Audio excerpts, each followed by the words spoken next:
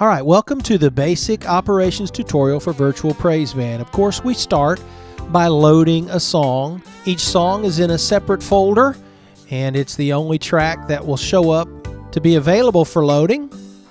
Once you load the song, you'll notice that ideally your live performance module will not be open.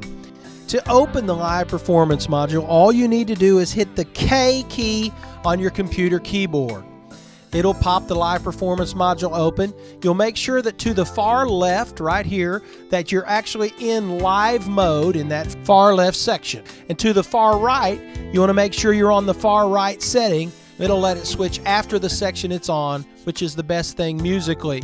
You'll notice the extra arrows. We do not use live pads, so you won't need to open those while using Virtual Praise Band. Now I want to draw your attention to an icon that's to the left of the transport. You'll see the icon there to the left of the transport. That is the looping button, or what Virtual Praise Band or Magic's Music Maker calls endless playback. When you're driving the live performance module, you'll want the looping button on or lit.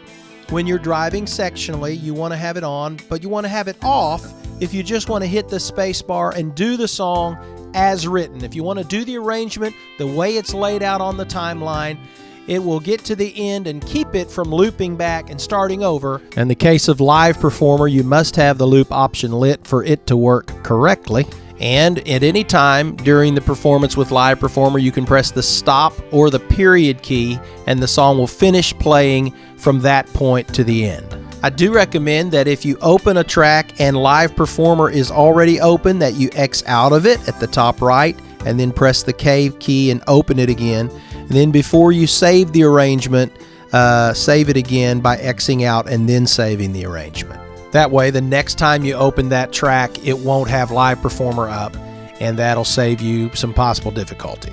The main thing is, this is not a difficult piece of software to learn or use, but it is something you ought to familiarize yourself with. Make sure you understand how the loop back or endless playback function works, and so that you won't be caught by surprise and it'll just start playing the song again because you failed to press the space bar or the stop on the transport function.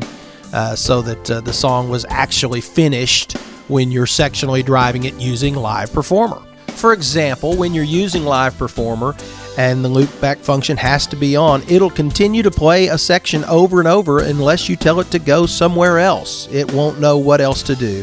So it'll just play the intro over and over unless you arm the next section to be the section that takes over next. So after the intro's done, it'll know where to go. And that's a fairly important and critical piece of information, and the kind of thing you can learn by familiarizing yourself with the program and playing with it some, but that's why we also have these tutorials. A unique and useful feature of Live Performer is that if you accidentally hit the wrong section or the wrong key on your computer keyboard, as long as you correct it by hitting the correct key before the section you're now playing finishes, it will correct itself and go to the next section that you highlight. You can see I have the C section blinking right now, and that tells me that the next section I'll be going to is C, and there I've changed to C. So that's how Live Performer works, basically in a nutshell. Familiarize yourself with it, get used to it. If you're going to sectionally drive, if you're going to arrange the song on the fly, you're going to need to know how that's done. Now take a look up here and you'll see that in this particular song we have piano, cello, and vocals. We can mute the piano and send the click track out the left channel so that you'll know still how and when to play rhythmically the piano. That way you still have the cello part. You'd of course usually also mute the vocal part. You're going to sing that part live in almost 100% of the instances that you employ Virtual Praise Band.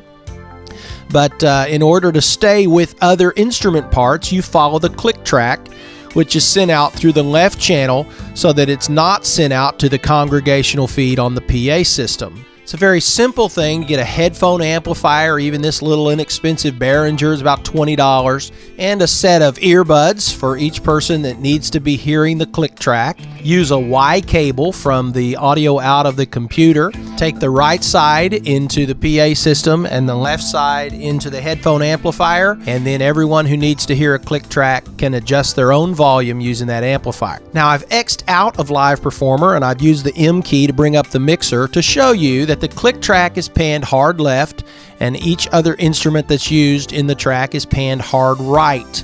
That's the way every song is set up by default in Virtual Praise Band, so that the right channel can go to the PA system and stage monitors, and the left channel can go to a headphone amplifier for those needing a click track. This mixer module also provides a handy way to make sure that the mix is correct for the sanctuary, the auditorium where you're playing, so that you're not just stuck with the kind of mix like you might have on an accompaniment track, but you actually mix the virtual band just like you mix the players in your live band. Over here you'll see the video option. We're going to show you in another tutorial how to take that to a separate monitor and project it on the screen for the congregation. So look for that tutorial if you want to use that function. Of course, you can also use that, just leave the lyrics right there on the video screen, and those of your players can be watching that screen on a second monitor or even the same monitor, and they'll know when they're to sing or when their parts change by watching the monitor. So it's really supplemental to the chart that's also provided by Virtual Praise Band. So now I think you understand the basic operation of Virtual Praise Band. We've got lots of other things to teach you about EQ and mixing and how to get that video feed. So please stay tuned for further tutorials. Thank you.